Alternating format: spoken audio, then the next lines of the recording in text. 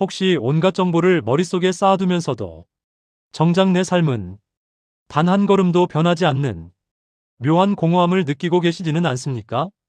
지금 당신의 머릿속을 지배하는 그 생각은 진정 당신의 것입니까? 아니면 당신이라는 그릇을 차지한 가짜 정령의 명령입니까? 청취자 여러분께서 정성껏 갈무리에 보내주신 소중한 성찰의 자료를 바탕으로 오늘은 우리 내면의 가짜를 베어내고 진정한 주권을 회복하는 정령의 의미를 깊이 들여다보겠습니다. 혹시 그런 경험 없으신가요?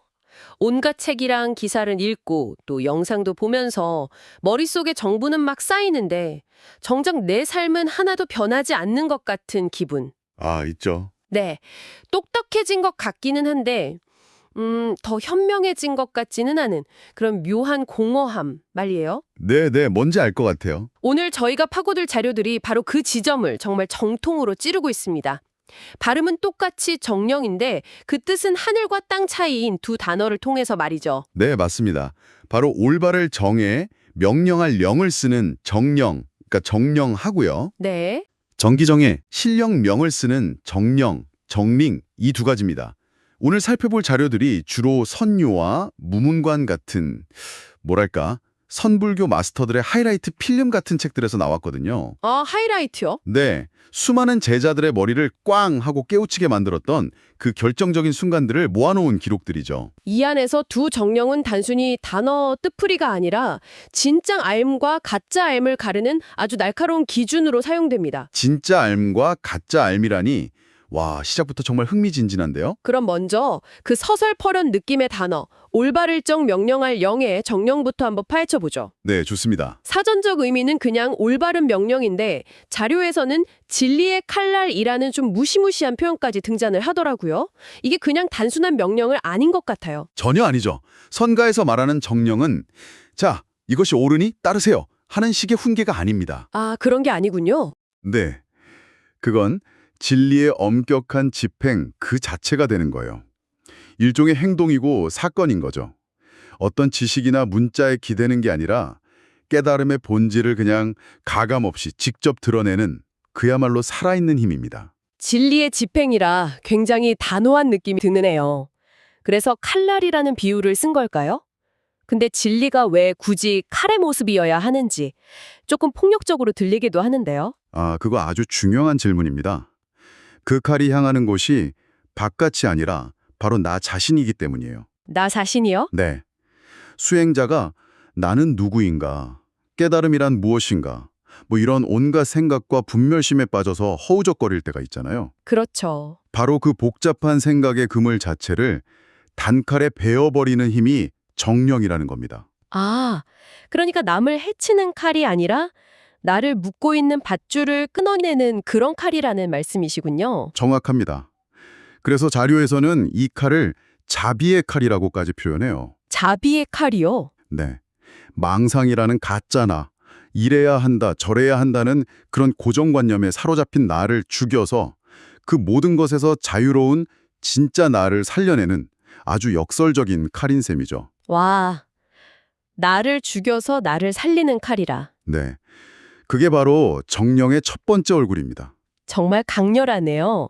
마치 낡은 건물을 완전히 부숴야만 그 자리에 더 멋진 새 건물을 지을 수 있는 것과도 좀 비슷하게 들리는 것 같아요. 오, 훌륭한 비유입니다. 바로 그 부수는 행위의 절대적인 권능, 그걸 자료에서는 살활의 권능이라고 표현합니다. 살활이요? 예, 토시 하나 달 수 없는 것처럼 이 진리의 정권을 잡은 주인이 행사하는 절대적인 힘, 어떠한 타협도 허용하지 않는 힘, 그게 바로 정령입니다. 알겠습니다. 그럼 정령은 내 안의 모든 망설임과 고정관념을 싹 베어버리고 나를 진짜 주인으로 세우는 절대적인 힘이다. 이렇게 정리할 수 있겠네요? 그렇죠. 그런데 이 이야기를 들을수록 다른 정령의 정체가 더 궁금해져요. 정기정, 실령령의 정령. 이건 왠지 숲속에 사는 요정처럼 신비롭고 좀 부드러운 이미지인데 설마 이것도 반전이 있나요? 아주 큰 반전이 있습니다. 오, 선종의 맥락에서 이 정령은 아주 부정적이고 경계해야 할 대상으로 쓰입니다. 한마디로 딱 정의하면 스스로의 힘으로 서지 못하고 다른 무언가에 기생해서 살아가는 수동적인 존재를 가리켜요. 기생하는 존재요? 정령이 절대적인 주인이었던 것과는 정말 정반대네요. 구체적으로 어떤 상태를 말하는 건가요? 자료에 나오는 아주 핵심적인 사자성어가 하나 있는데요. 바로 의초부목입니다. 의초부목. 네, 의지할 의, 풀초, 붙을부, 나무목. 말 그대로 풀과 나무에 기댄다는 뜻입니다. 옛날 이야기 속 도깨비들이 자기 실체는 없이 오래된 나무나 바위에 깃들어 살잖아요. 네, 그렇죠. 그것처럼 자기 주관이나 체험은 하나도 없이 그저 경전구절이나 유명한 스승의 말에만 의존해서 아는 척하는 상태. 그걸 아주 신랄하게 비판하는 말이죠. 와, 듣고 보니 제 얘기 같아서 좀 뜨끔한데요? 저도 가끔 책에서 본 멋진 문장을 인용하면서 마치 제 생각인 것처럼 말할 때가 있거든요. 하하, 누구나 그렇죠. 속은 텅 비어 있는데 겉만 번지르르한 느낌? 그게 바로 의초부목이군요. 정확합니다. 바로 그 지점을 짚어내는 게 이 가르침의 핵심이에요. 우리 모두가 그런 지식의 정령, 직령이 될 위험을 안고 살아라거든요. 그래서 자료에서는 이런 상태를 또 다른 비유로 남의 보물을 세는 사람이라고 표현합니다. 남의 보물을 세는 사람. 아, 그거 정말 와닿네요. 은행원이 하루 종일 수십억 원을 만져도 퇴근할 때 자기 주머니에 들어오는 돈은 월급뿐인 것처럼요. 바로 그겁니다. 아무리 화려한 경전 문구를 줄줄 외우고 위대한 사상가들의 깨달음 이야기를 읊어대도 그걸 자신의 치열한 삶 속에서 직접 체험하고 소화해내지 못하면 정령 신세를 면치 못한다는 거예요. 정보와 지식은 넘쳐나는데 정작 자기 삶을 단 1mm도 움직이지 못하는 무력한 상태인 거죠. 아, 이야기를 들을수록 이 두 개념이 머릿속에서 막 충돌하는 느낌이에요. 한쪽은 스스로의 힘으로 산천을 뒤흔드는 절대적인 주인인데 다른 한쪽은 남의 그림자에 숨어 사는 지식의 노예라니 이 둘을 나란히 놓고 보면 그 차이가 더 극명하게 드러날 것 같은데요? 네, 그 대비가 바로 오늘 이야기의 심장부입니다. 나는 내 칼을 휘두르는 주인인가? 아니면 남의 그림자에 숨어 사는 기생자인가의 문제죠. 자료에서는 이 둘의 관계를 호랑이와 여우의 비유로 설명합니다. 호랑이와 여우요? 네, 정령을 세운 사람은 스스로 진짜 호랑이가 돼서 포효하는 위험 그 자체입니다. 누구의 힘도 빌리지 않죠. 반면에 정령은 호랑이 가죽을 뒤집어 쓰고 어헝 하고 호랑이 흉내를 내는 여우에 불과하다는 거예요. 아, 남의 책, 남의 권위라는 그 호랑이 가죽이 없으면 아무것도 아닌 존재인 거죠. 겉보기엔 비슷해 보일지 몰라도 그 힘의 근원이 완전히 다릅니다. 결국 실천과 지식의 차이로도 볼 수 있겠네요. 실제 싸울 수 있는 힘과 싸우는 법에 대한 이론만 빠삭한 것의 차이랄까요? 맞습니다. 정령은 관우가 손에 쥔 청룡 언월도처럼 실제로 휘둘러서 무한거를 베어버리는 실천적인 힘이에요. 그래서 선종에서는 부처를 만나면 부처를 베고. 아, 그 유명한 말이요. 조사를 만나면 조사를 벤다. 네, 맞아요.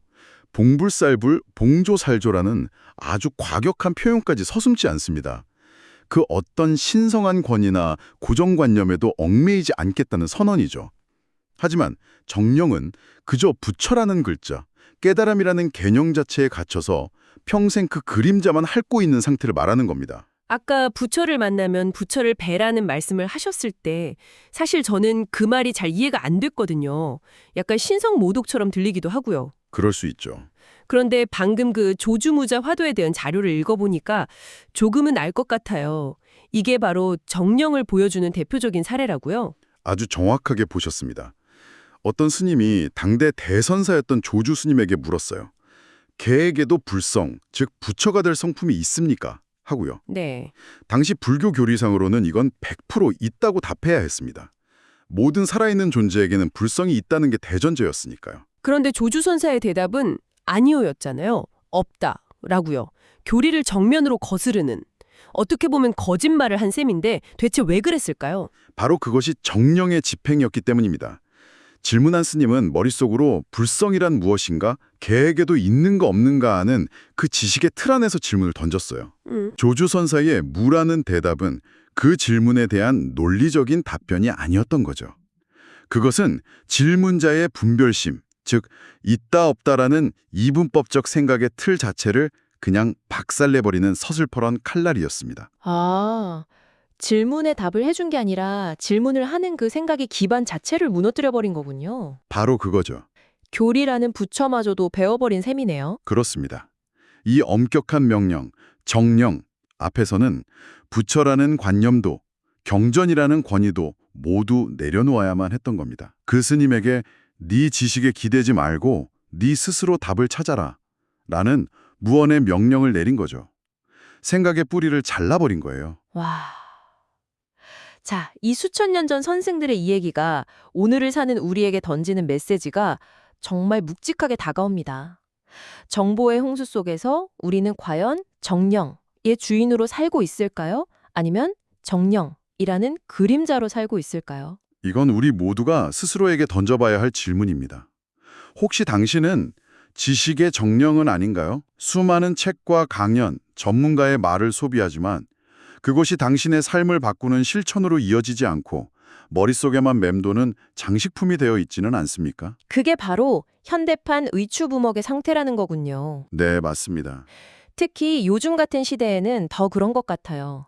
SNS에서 본 유명인의 조언이나 베스트셀러의 한 구절을 인용하면서 스스로를 포장하기는 너무 쉽죠. 너무 쉽죠. 하지만 정작 내 삶의 문제 앞에서는 아무런 힘을 발휘하지 못할 때가 많고요.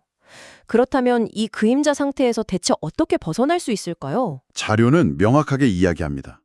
진정한 공부는 정보를 쌓는 것에서 그치는 게 아니라 당신만의 정령을 벼려내는 것이라고요. 나만의 정령을 벼려낸다? 네. 가령 비즈니스 세계라면 성공한 기업가의 전략을 그대로 베끼는 것은 정령의 길입니다. 하지만 그들의 성공 원리를 깊이 파고들어서 자기만의 시장과 전략을 개척한다면 그것이 바로 자신의 정령을 세우는 것이죠. 아, 예술 분야도 마찬가지겠네요.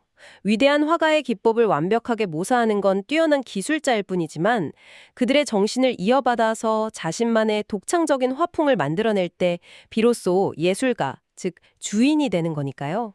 바로 그겁니다. 이 정령은 남을 해치는 폭력적인 칼이 아니에요. 오히려 나를 가두는 편견, 아집, 무기력이라는 감옥의 창살을 부수는 자유의 칼입니다. 당신이 어떤 분야를 공부하던 그 지식을 주체적으로 사유하고 자신의 삶 속에서 치열하게 실천하면서 자신만의 통찰을 얻을 때 비로소 당신은 그림자가 아닌 주인으로 살게 되는 겁니다. 오늘 우리는 발음이 같은 두 단어, 정령과 정령을 통해 삶과 삶을 대하는 두 가지 태도를 깊이 있게 들여다봤습니다. 하나는 모든 관념과 의존심을 베어버리자는 주인의 칼날, 다른 하나는 남의 지식에 기생하는 도깨비의 그림자. 당신은 지금 어느 쪽에 더 가까운 삶을 살고 계신가요? 마지막으로 당신이 오랫동안 곱씹어 볼 질문 하나를 던져드리고 싶습니다. 자료에 나왔던 봉불살불, 즉 부처를 만나면 부처를 죽이라는 말. 네. 이게 당신이 가장 소중하게 여기는 신념이나 권위, 심지어 깨달음이라는 목표 그 자체까지도 넘어서야 진정한 자유를 얻는다는 뜻이거든요. 그렇다면 당신의 삶에서 당신을 더 나아가지 못하게 가두고 있는 당신만의 부처는 무엇인가요? 나만의 부처라. 네, 그게 어쩌면 완벽주의일 수도 있고 과거의 영광스러운 성공 경험일 수도 있고요. 혹은 존경하는 누군가의 가르침 그 자체일 수도 있습니다. 그리고 그것을 배워버릴 당신만의 정령, 그 자유의 칼은 어떻게 벼려낼 수 있을까요? 이 질문을 마음속에 품고 잠시 사색의 시간을 가져보시길 바랍니다. 오늘 나눈 정령의 이야기가 당신을 묶고 있던 낡은 고정관념의 밧줄을 단칼에 끊어내는 자비의 칼날이 되었기를 바랍니다. 낡은 건물을 완전히 부수어야만 그 자리에 더 멋진 새 건물을 지을 수 있음을 잊지 마십시오. 삶의 본질을 꿰뚫는 문자의 힘, 광요의 학문정론과 함께 내면의 진실을 마주하는 사유의 여정을 이어가고 싶다면 구독으로 마음을 보태주시기 바랍니다. 이어지는 영상음악도 함께 하시기 바랍니다.